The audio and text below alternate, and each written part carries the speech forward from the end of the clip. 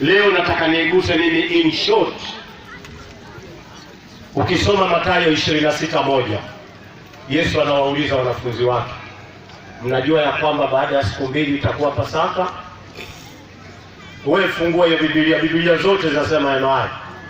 Pasaka ipo, Yesu yupo. Sasa hivi anasema Pasaka ni kufa Yesu. Sasa wakati Yesu anazungumza Pasaka, alikuwa anakula hitima yake? Wanaita wazungu Passover, manake kuvuka. Ndio maana Mwenyezi Mungu akatupa siku ya Ijumaa, ya ayyuhalladhina amanu idha nudiyatis salati min yawmil jumaa. Ijumaa imetajwa katika Qur'ani. Hakuna kitabu kilichotaja Ijumaa isipokuwa Qur'ani peke yake. Sura ya 69 Mwenyezi Mungu, suratul Jumaa.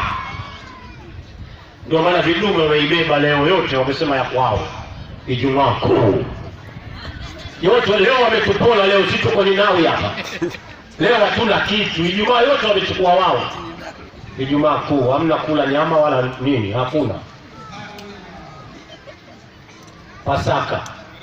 Pasaka maana yake nini? Nini mnajua maana Pasaka? Wazungu wanasema Passover, maana yake kuvuka.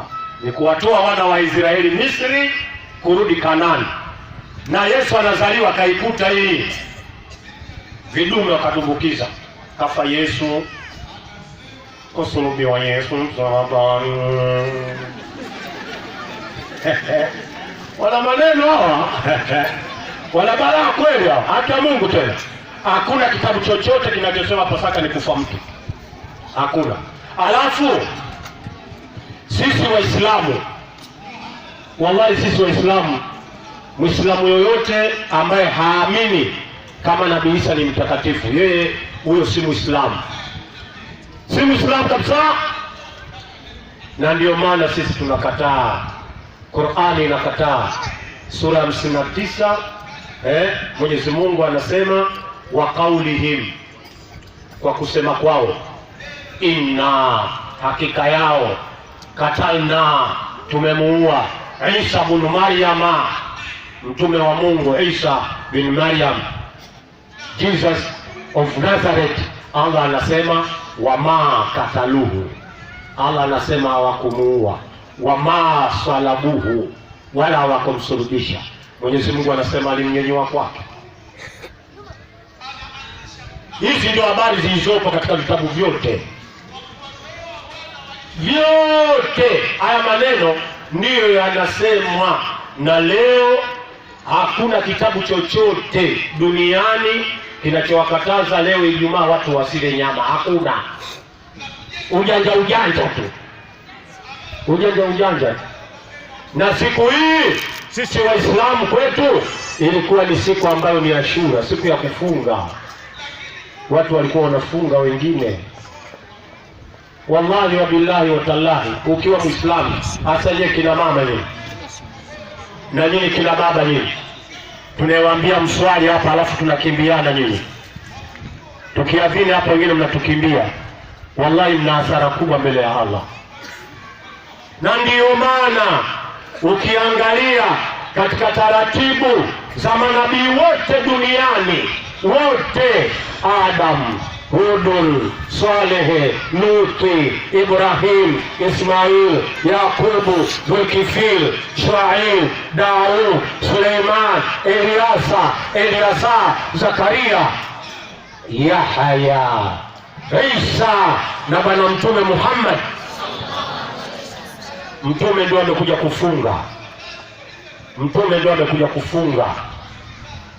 Muhammad is the messenger of Allah.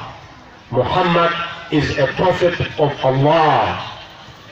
Anasema katika kitabu cha Wimbo Ulio Bora 5:17, wimbo ulio bora aliusema Nabii Suleiman zamani kabisa. Alisemaje? Akasema hiko mami tadim vikulu ya Muhammadun sehetutu fuseni ya kusala. Hiyo yani mtume ametabiriwa zamani kabisa katika vitabu vya zamani. Mtume ambaye tunamfuata, mtume aliyeleta system moja duniani, mtume ambaye ameleta system moja duniani kwa mafundisho aliyopewa na Allah subhanahu wa ta'ala. Nataka nimalize ili Jafari aje aongee na nini. Kina mama, nisikilizeni vizuri. System ya Allah duniani, system ya Allah duniani ni kuzunguka kulia kwenda kushoto. Hii ndio system ya Allah. System ya Allah. Hata mbegu ya mwanaume inapoingia katika fuko la uzazi inazunguka kulia kwenda kushoto. Wewe angalia tu taratibu za Allah, hata jua linazunguka dunia kulia kwenda kushoto. Hiyo ndio system ya Allah. Hata chupa ya chai ukitaka kufungua lazima uifungue kulia kwenda kushoto. Hizo nati za magari yote kulia kwenda kushoto. Na trafiki wa nchi hii wakikwambia ukitaka salama kuvuka barabarani unaanza kulia unamalizia kushoto. Natoa salamu na kutoa salamu lazima unaanzia kulia. Assalamu alaykum wa rahmatullah. Unaanzia kulia unamalizia kushoto. Na Maka watu wanazungumza Kaaba, wanazungua Kaaba ni kulia kwenda kushoto. Hii ndio system ya Allah subhanahu wa ta'ala. Na lazima tujiulize, kama Adamu na Hawa ni mmoja, dini hizi nyingi zimetoka wapi? Adamu na Hawa ni mmoja. Jinsia ya mwanamke wa Kiislamu na jinsia ya mwanamke wa Kikristo ni moja. Jinsia ya mwanaume wa Kiislamu na jinsia ya mwanamume wa Kikristo ni moja. Jinsia zetu zinafanana. Huyu Mungu aliyetuumba sisi mmoja. Tumepata wapi kuwa na madini duniani karibu 10,000? Tunapata wapi? Inawezekanaje siku ya Kiyama Mwenyezi Mungu ameleta dini duniani nyingi, alafu wengine awapeleke motoni, wengine awapeleke peponi? Itakuwa kawaonea. Na Allah hana tabia ya kuwaonea. Ndio maana kidume kimoja kiliwahi kuniuliza swali. Nilikwenda Nairobi, niko ni comparative religion. Kidume kimoja kikanionyesha, wewe Mazinge, nikamwambia unasemaje? Allah wenu anaweza yote? Nikasema hawezi. Nikamwambia Allah hawezi yote. Sema kweli, nikamwambia hawezi. Watu Waislamu wengine wakasema astaghfirullah, astaghfirullah, astaghfirullah. Nikarudia mara 3 nikasema hawezi. Akasema kwa nini? Nikasema ndio. Allah hawezi kuwa na mtoto. Allah hawezi kuwa na mtoto. Wa nini? Nakuuliza hivi, Allah anaweza kuwa na mke? Ndio hawezi. Sasa usiniangalia. Wengine mnaanza kushtuka hapa, hawezi. Mke wa nini? Yeye ana shida na mke. Allah ana shida na mke wa nini? Kwani yeye ana shida na starehe yani? Starehe katuambia sisi. Tena starehe yenyewe sekunde 2 nyingi.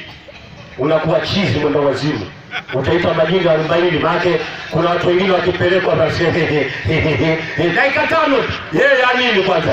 Hiyo kakupa wewe, kakupa na mimi ili uweze kukumbuka fadhila zake Allah. Hiyo kakupa ili ukumbuke. Ndio akatuletea kina mama kama hao. Mashaallah. Mwenyezi Mungu asema nikuleteni wanawake mpate utulivu. Hawa wana utulivu, lakini hawa nao ni wakorofi. Anaweza kukukosea wewe na wewe ukamuomba radhi na wewe ukalia. Hawa ndio maana akaitwa Hawa. Nataka kumalizia kisa kimoja. Kuna mama mmoja alimpenda muuza kahawa. Huyu mama aliolewa na jamaa mmoja tajiri sana. Akamjengea gorofa. Akaambia ni haramu mwanamke kwenda sokoni. Mwanamke kwenda sokoni kwanza ni haramu. Utakiwa uende sokoni. Sokoni anaenda mwanaume. Akamwambia sitaki mke wangu. Akawa anaenda kila siku anamletea vitu, mama anapika. Siku moja amepita muuza kahawa. Yule mama akampenda. Yule bwana ampiga kwa ajili ya vikombe. Hasa nikisikia vikombe vyako na bebeza jenjene roho yangu mimi inakufa. Akamwambia sio mke wa mtu, ajue sio kazi yako. Mzee akapewa taarifa, akawa anamfungia siku hiyo, kasahau funguo. Amepita yule jamaa na vikombe wengine, yeye akamtupia funguo, akamwambia nenda kachonge.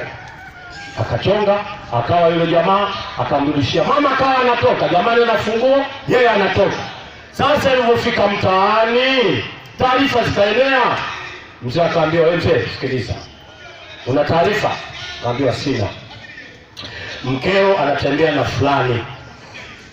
Sio anatembea naye ameshikana. Mnielewe vizuri, maana kuna watoto hapa. Akasema, siamini, mke wangu kila siku namfungalia shauri yako. Basi mzee kaondoka, akamwita mke wangu, akamwambia, mke wangu, una taarifa? Kuna kadha. Kweli? Sasa pale mjini kuna jiwe, lazima mwende mkaape. Akasema, mume wangu, niko tayari kwenda kuapa. Haya maneno ni ya fitna. Hii ni fitna. Nataka kuharibiwa ndoa mume wangu.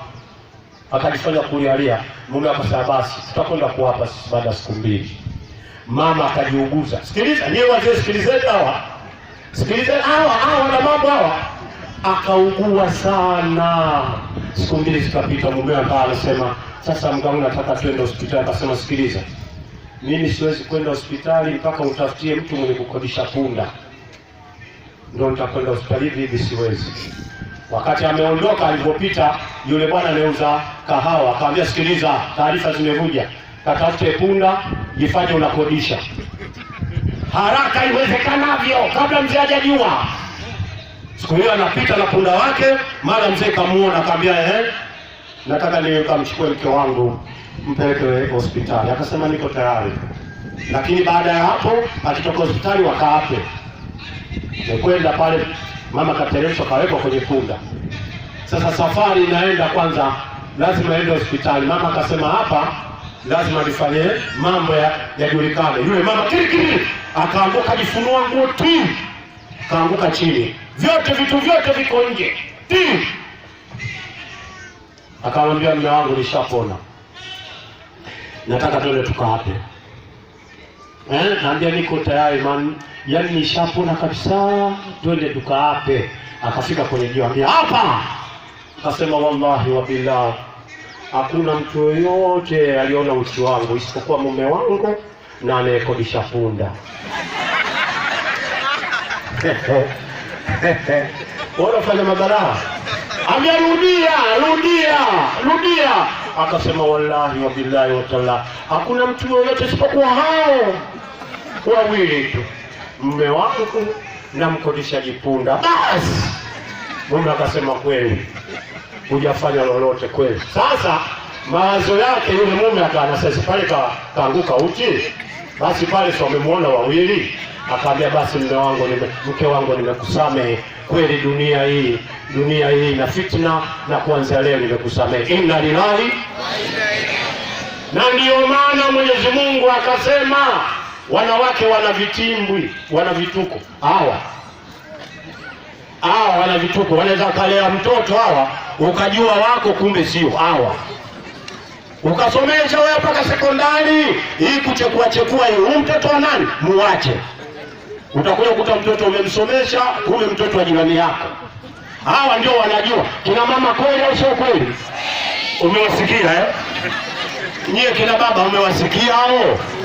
Ndio maana Mtume akasema hawa wana vitimbi. Lakini nataka nikwambieni, wallahi wa billahi, haijashuka hadithi Mtume amesema amewaona wanaume wengi motoni, isipokuwa imeshuka hadithi Mtume anasema amewaona wanawake wengi katika moto wa Jahannam. Na Mtume akarudi akasema, basi nakuombeni kina mama, fanyeni toba, fanyeni istighfari, ombeni msamaha. Wewe mmeo anarudi, unashindwa kumpokea mume wako? Unashindwa kumpokea mume wako? Eti kuna watoto wengine, watoto zenu hata kuswali hawaswali, madrasa hawasomi, na nyinyi mnawaangalia. Njoo kwangu utashika adabu, hakuna kula. Yaani mimi kiama nikakae naulizwa, utazimazinge na watoto mbona hawakuswali? Mimi muda huo wa kujibu maswali ndani, kwanza nakufukuza kwangu ukai. Nikuzae mwenyewe alafu ulete ukorofi. Hapa huyu anajua mkongo hapa. Hapa uswali, kula hamna. Ndio tunaanza kubembelezana, mama basi kula mama, swali, kuswali lazima. Anawajua mkongo. Hao watu wanawajua watoto wangu wote. Kwangu hamna taarabu. Ukipiga taarabu unachezea bakora. Ndio nilivyojiwekea Kwangu uweze kukuta TV napiga muziki hata. Mimi siwezi kuwa siku ya kiyama. Kwanza mimi nina yangu au vipi? Mimi nina yangu mwenyewe kwa Allah. Alafu nianze kukujibia na wewe mke wangu. Unajua mke wangu kuswali sijui ni nishacha mke mimi. Nimwambia bwana swali, akasema leo muda si swali, utamsamehe siku ya kiyama uulizi wewe. Nikamwambia kweli. Uongo Jafari? Ndio. Kaondoka kwao. Kuswali hakuna kitu muhimu kina mama kama kuswali. Wallahi wa billah. Yaani ukiacha kuswali wewe ni kafiri, unakifa motoni. Unakwenda motoni. Na ndio maana mnaona sisi tunafanya mikutano kama hii. Kukumbushana